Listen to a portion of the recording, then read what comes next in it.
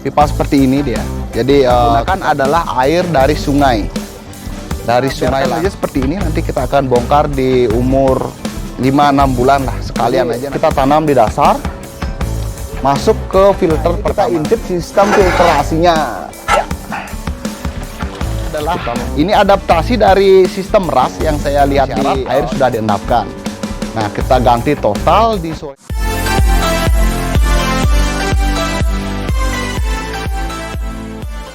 di depan kita sekarang adalah sistem klasik, teman-teman. Jadi penggunaan gentong tanah atau biasa kita sebut di Bali dengan sebutan jeding, dan dibuat pemanis dengan daun pohon teratai. Nah, sistemnya seperti apa? Jeding ini adalah, jadi jeding atau gerabah yang kita isi air, kita endapkan, kita masukkan ikan dan teratai, udah gitu aja. Sangat mudah, teman-teman. Jadi kalian bisa pilih atau choice yang mana sistem pemeliharaan seperti apa yang cocok kalian terapkan dan diterapkan tempat Anda. Jadi tempat dan kesibukan Anda. Jadi seperti saat ini pada siang hari ketika ada sinar matahari, jadi kotoran ikan itu akan naik. Jadi akan naik seperti ini, bisa dilihat di depan. Jadi kotoran akan naik, mengalami sistem fotosintesis. Jadi alga-alga yang ada di dalam air itu mengalami fotosintesis dan mengurai dari kotoran itu sendiri, teman-teman. Nah, terjadinya penguraian itu akan membuat air itu menjadi hijau biasanya. Tapi dengan air yang hijau kita kurang enak untuk melihat ikan. Biasanya sore kita akan lakukan dripping untuk mengeluarkan atau membuang kotoran yang ada di pada permukaan. Kayaknya airnya nggak terlalu hijau. Nah, seperti itu, teman-teman. Jadi ini adalah sistem klasik yang saya terapkan. Biasanya di gentong ukuran ini dalam 60, diameter kurang lebih 40 cm. Biasanya saya maksimal untuk ikan remaja saya bisa isi di 4-5 ekor, ikan dewasa 2. Itu yang menurut saya dari segi penglihatan, seni dan sebagainya, itu menurut saya pribadi yang terbaik. Kalaupun teman-teman ingin menaruh ikan itu lebih dari yang saya jelaskan tadi, bisa saja. Tapi dengan syarat air harus dijaga. Caranya jaga gimana? Ya tambah air baru dan sifon. Nah, kita akan keliling lagi di rumah, teman. Nah, di sini juga sama sistemnya seperti di jeding tadi. Ini saya manfaatkan adalah kolam teratai. Ini peninggalan dari almarhum haji saya atau orang tua saya dulu, di mana tempat ini saya manfaatkan sebagai tempat ikan mas koki. Dulunya cuma teratai aja sama ikan-ikan sungai biasanya diketahui. Nah, kita lihat progresan ikan yang ada di sini. Jadi ikan ini kalau nggak salah sudah berumur 8 bulan yang saya progres di sini. Jadi kita intip yuk gimana bentukan ikannya jadi.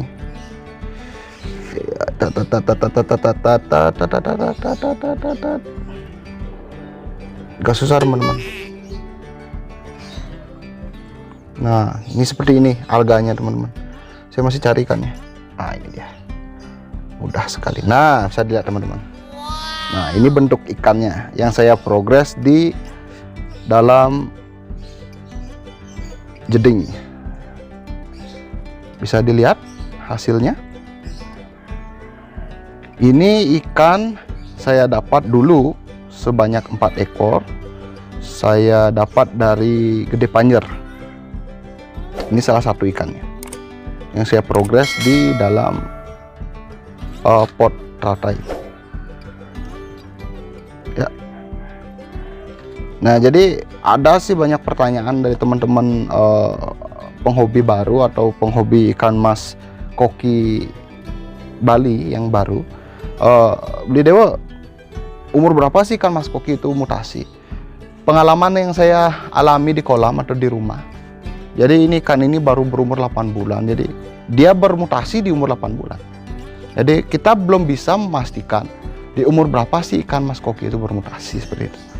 Ada yang mengalami mutasi awal dan mengalami mutasi lama. Tapi untuk kualitas warna biasanya akan ditimbulkan atau diberikan oleh ikan-ikan yang bermutasi lambat. Jadi pada saat umur di bawah dari 4 bulan itu atau 6 bulan ke bawah masih hitam. Di 6 ke 8 sampai setahun dia bermutasi, biasanya akan menghasilkan warna-warna terang yang biasa disebut dengan adanya sisik kaca di dalam warnanya. Depan kita sekarang ini sistem kolam teman-teman. Jadi ini kolam handmade juga dari styrofoam, yang saya rasa kolam ini mempunyai fluktuasi atau naik turunnya suhu di sini tidak terlalu drastis teman-teman. Jadi menurut saya media kolam yang bagus untuk untuk ikan yang sensitif itu ya berbahan dari styrofoam teman-teman, karena kemungkinan styrofoam itu yang menahan atau mengkontrol dari naik turunnya suhu. Contoh kalau siang hari di daerah sini biasanya di suhu sekitar di 30, 31, 32. Jadi pada saat malam hari dia hanya turun 2 saja. Apalagi pagi dini hari itu tetap dia teman-teman. Jadi akan jauh berbeda dengan yang ada di gentong atau jeding itu. Jadi di jeding fluktuasinya yang saya alami di sini sampai 6-7. Jadi dari siang hari di 33, malam hari ya dikurangi 7. Seperti itu. Drastis dia naik turun. Biasanya ikan-ikan ini saya taruh atau untuk persiapan ikan-ikan yang bakal dikirim. Jadi tidak mengalami fluktuasi yang terlalu tinggi. Seperti itu teman-teman. Ya di sini ada sekitar 50-an lah. 30-50 ekor. Nah, ini ada 2 bak seperti ini teman-teman. Ini biasanya saya gunakan untuk tempat karantina ikan. Bukan hanya kalau ikan sakit, biasanya saya lihat dari pergerakan ikan. Kalau dia mengalami kayak nggak aktif ya saya tinggal ambil aja, saya karantina selama 3 hari, saya puasakan seperti ini. Ya sudah mengalami puasa 3 hari. Dia nggak sakit teman-teman, cuma kurang agresif. Ya mudah-mudahan sih nggak sakit. Jadi saya lihat seperti itu ya langsung saya karantina. Itu ekornya mengalami kecacatan bukan karena sakit teman-teman, bukan karena finrod, tapi itu dari keganasan pejantan muda teman-teman. Ternyata ikan ini betina yang saya taruh satu tempat dengan pejantan muda ya seperti itu jadinya hancur ekornya. Nah itu banyak terjadi di sini. Jadi ketika kita memiliki ikan yang jumlah besar, kita harus juga memberikan perhatian yang lebih. Nah ini adalah kolam dulu saya gunakan sebagai penampungan cacing sutra. Hanya dalam sekitar 7-10 cm dengan panjang kira-kira 1,5 sampai 2 meter. Ini sistemnya dulu saya gunakan untuk penampungan cacing sutra. Nah karena saya sudah stop mencari cacing sutra, jadi kita gunakan untuk ikan mas koki. Biasanya ikan-ikan yang fungsi setelah sortiran ketiga saya tempatkan di sini. Lagi kosong teman-teman. Ya termasuk banyak sih teman-teman yang kesini main. Ada yang minta beli, ada yang minta ikan. Ya ikan-ikan ini yang kita berikan. Jadi dulu saya sempat riset di sini. Kolam ini menggunakan mesin akuarium yang sangat kecil teman-teman. Jadi hanya ada pergerakan air yang sangat kecil dengan kedalaman kolam yang sangat dangkal. Di sini termasuk kolam yang bagus untuk memprogres ikan di atas umur dari 2 bulan sampai umur ke 6 bulan teman-teman. Jadi untuk progres ekor, bodi dan mata. Nah bisa dilihat teman-teman, ini kan ikan fancy loh sebenarnya.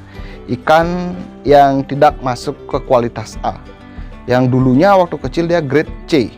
Nah sekarang bisa mengalami perubahan naik kelas ke grade B. Nah, bisa dilihat teman-teman bentukan ikannya, ekor, bodi.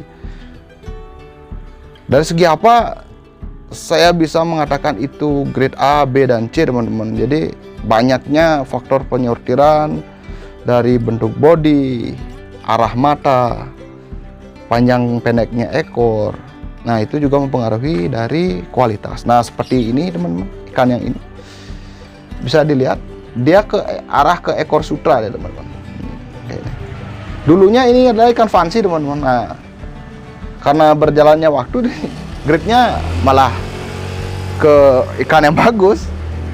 Nah ini juga lagi kosong teman-teman, hanya ada beberapa. Dulu ada sekitar 100 ekor ini. Nah ini adalah kolam atau penampungan juga, hampir sama fungsinya dengan ember yang tadi. Cuman di sini biasanya saya gunakan untuk ikan yang berumur 1 bulan sampai 2 bulan lah sebelum masuk ke kolam terpal. Nah, jadi seperti ini teman-teman. Mereka sudah akan mengalami full matahari ketika berada di jam 2 sampai jam 4 full matahari. Nah, ini adalah ikan-ikan yang sudah mengalami tahap penyortiran pertama. Ikan di umur 1 bulan. Pakan yang saya berikan pakan kering. Udah nggak kasih pakan hidup lagi beli, Pak. Saya sudah mengalami riset. Saya lebih confident dengan menggunakan pakan kering untuk saat ini. Pakan hidup hanya saya gunakan untuk ikan-ikan yang akan dipijah. Nah, ini adalah kolam-kolam atau jeding-jeding yang biasanya saya gunakan untuk pemijahan. Nah, ini adalah calon indukan. Ya. Ini adalah ikan pemberian dari Ngurah Wiraguna Penyobekan yang sudah hampir berumur 8 bulan. Di sini ya, dulu kita ambil sekitar umur 3 bulan kalau nggak salah. Nah, bisa dilihat itu saya jadikan indukan di sini. Dimana memiliki bodi yang besar, ekor yang panjang. Nah, ini juga ikan lagi mijah, lagi saya siapkan untuk pemijahan. Ini hari kedua teman-teman dari masuknya kemarin. Ini ada 2 pejantan dan 1 betina. Itu yang betina merah putih pemberian dari Pak Manariadi. Pejantan kita gunakan ikan dari Bligering BGF karena dia setipe saya lihat. Dan lagi satu itu adalah ikan dari Putu Astegina yang tidak secara langsung diberikan kepada saya, itu diberikan oleh sepupunya sendiri. Nah, ini adalah ikan-ikan dulunya tempat dari pemijahan. Setelah kita pindahkan media, ada beberapa telur yang menempel. Nah, sekarang sudah mulai menetas juga. Nah, ini. Jadi tidak langsung di sini saya taruh medianya untuk penetasan. Jadi media yang isi telur, berisi telur saya pindahkan ke ember. Jadi ini sisa-sisa telur ya saya diamkan dan menetas di sini.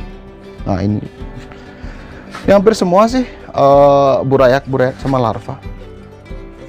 Nah, ini juga ikan yang akan kita persiapkan untuk pemijahan. Itu ikan dari Tugus Dodi yang betina. Terus pejantannya kita gunakan ikan dari Dwi Payana dan ikan dari Pak Twin Yan. Nah, bisa dilihat di kamera, ikan itu memiliki tipe yang kurang lebih mirip teman-teman. Jadi bentukan dari ikan itu walaupun pemberian dari berbeda orang, tapi bentukan atau bentuk ikan itu total sama, kayak ikan yang lahir dari satu tetasan. Jadi itu saya coba kawinkan, nanti kita lihat anakannya seperti apa. Nah, ini adalah anakan ikan yang berumur 2 ke 3 bulan teman-teman, yang harusnya kita pindahkan ke kolam terpal, tapi saya coba besarkan di tempat ini. Jadi menurut saya pribadi pemeliharaan ikan di dalam kolam seperti ini bisa membuat mental ikan itu menjadi bagus teman-teman. Jadi ikan itu nggak panik, nggak syok, dia bisa berinteraksi dengan kita. Nah, itu juga salah satu syarat penting untuk memprepare atau menyiapkan ikan untuk dijadikan ikan atlet. Kadang-kadang banyak kita temukan ikan-ikan itu tidak mau bergerak ketika berada di tempat lomba, apalagi pagi jam 8 kita bawa ke tempat lomba, jam 9 sudah kita ada penilaian. Jadi waktu yang sangat singkat untuk membuat ikan itu beradaptasi. Jadi menurut saya pribadi itu penting teman-teman, bagaimana kita sering memindahkan ikan, membuat mentalnya jadi biasa aja, jadi baja lah bisa dibilang. Oke. Nah, ini adalah ikan-ikan fancy sisa sortiran yang biasa saya hibahkan, atau bahasa kerennya lah kalau di sini ganti biaya pakan aja. Ini ikan-ikan berumur 1,5 bulan teman-teman, sisa lagi dikit, lagi sedikit.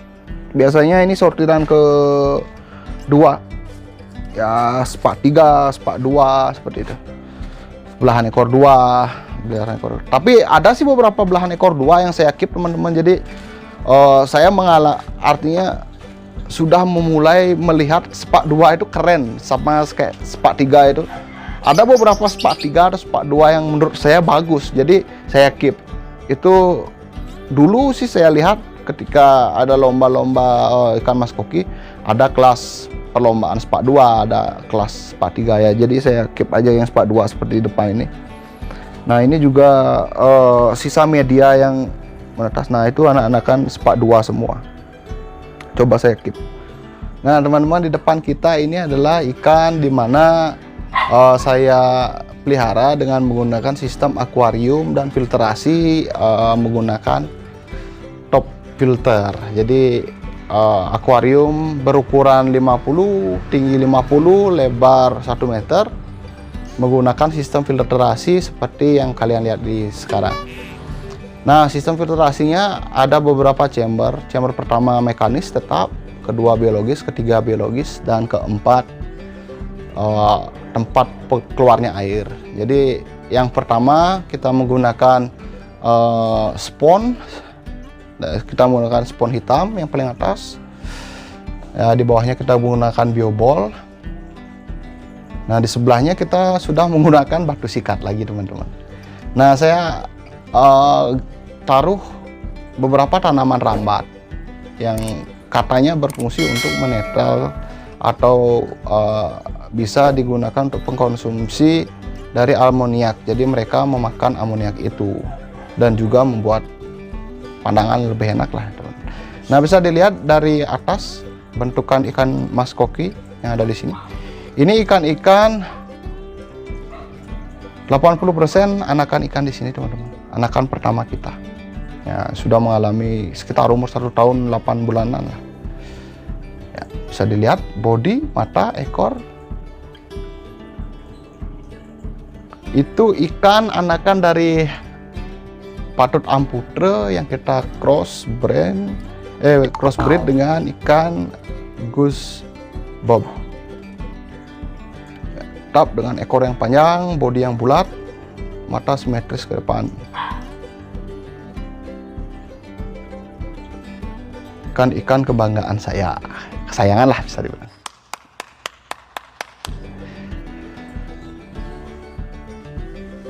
Nah, di depan kita adalah akuarium yang berukuran 60 x 30, teman-teman. Jadi akuarium ini kita fungsikan dua fungsi sebenarnya, teman-teman. Yang pertama, akuarium ini biasanya kita gunakan untuk pemijahan atau merekondisikan pejantan. Jadi pejantan yang sebelum mijah kita taruh di akuarium ini. Dan kedua, tempat penetasan larva. Nah, ini akuarium semua full isi larva untuk saat ini. Kira-kira baru netas sih hari keempat sekarang atau ketiga. Nah, yang tengah-tengah ini adalah ikan yang berumur sekitar 2 mingguan lah, yang sudah kita angkat medianya. Nah, ada satu gerandong atau ikan yang dominan lebih besar, itu belum saya angkat, teman-teman. Biasanya itu juga sebagai predator, teman-teman, untuk teman-temannya. Dia bakal memakan ikan-ikan yang berukuran jauh lebih kecil.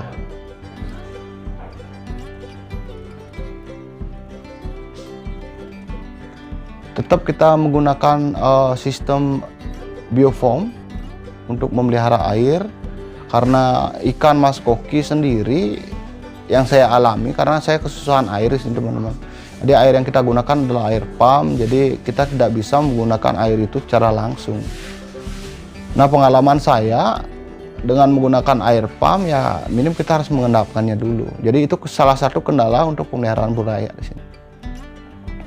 Jadi yang saya lakukan adalah setelah pemijahan kita gunakan air yang baru untuk penetasan dan pembesaran selama 1 bulan. Jadi selama 1 bulan kita tidak sentuh air itu, teman-teman. Jadi air itu memang pure air dari tetasan awal sampai siap dipindahkan ikan. Seperti itu.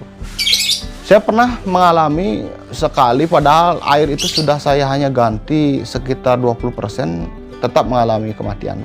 Jadi ini saya rasa hal yang paling baik untuk saya, untuk di tempat ini. Jadi kita biarkan selama sebulan sebelum kita melakukan pemindahan sekalian penyortiran. Jadi sebelum kita pindahkan ke media yang baru, media kita sudah siapkan selama 3 hari.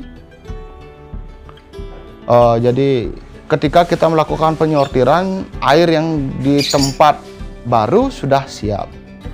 Nah, pada saat itu juga kita bisa melihat dengan jelas bentukan atau kualitas ikan mas koki yang kita anggap mempunyai atau memiliki grade yang bagus, dan ikan mas koki yang memiliki grade yang kurang bagus, teman-teman.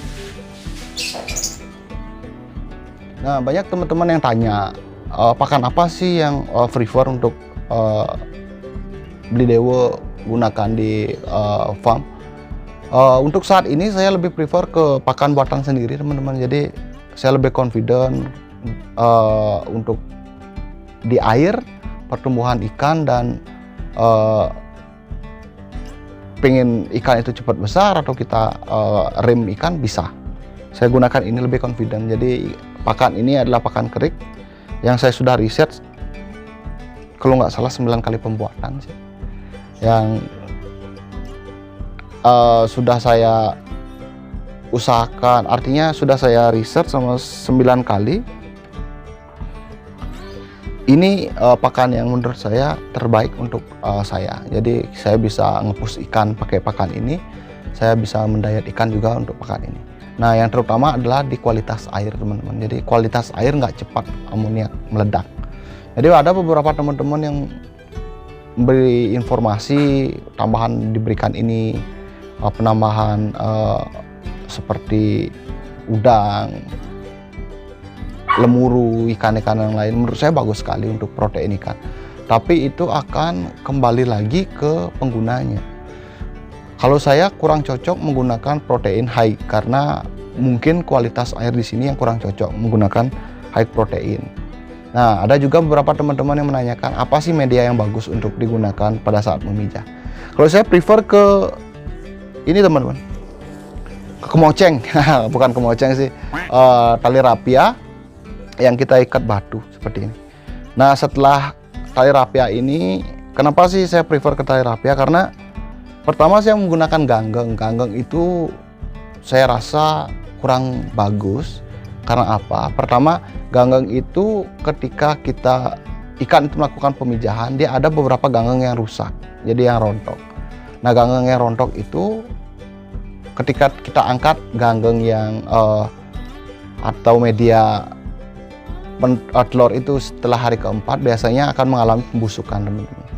Nah, itu akan merupakan salah satu pembuat air menjadi amoniaknya tinggi. Makanya saya sudah tidak menggunakan ganggeng lagi. Yang saya gunakan tali rapia karena sifatnya netral. Nah, sistem saya adalah ketika ikan itu kita pijah, dia menetas hari ke-5, ke-6, atau seminggu hari ke-7, saya angkat. Nah, cara saya untuk mensterilkan adalah kita cuci pakai air sabun dan saya jemur. Sebelum masuk ke air ya saya jemur. Jadi kita steril pakai sinar matahari. Nah, kata Dwi Payana adalah the power of Matanai. Nah, benar sekali itu, teman-teman. Jadi power of Matanai yang kita gunakan untuk mensterilkan media ini. Nah, jadi terima kasih telah mengikuti jalan-jalan kita hari ini di rumah. Jadi kita sudah mereview bagaimana apa yang kita gunakan untuk memelihara ikan ini, artinya sistem apa yang kita gunakan untuk memelihara ikan mas koki Bali di farm Koki Raja. Jangan lupa like, share, dan subscribe videonya biar kita bisa lebih semangat lagi membuatkan video-video edukasi buat kalian tentang ikan mas koki Bali. Gokil.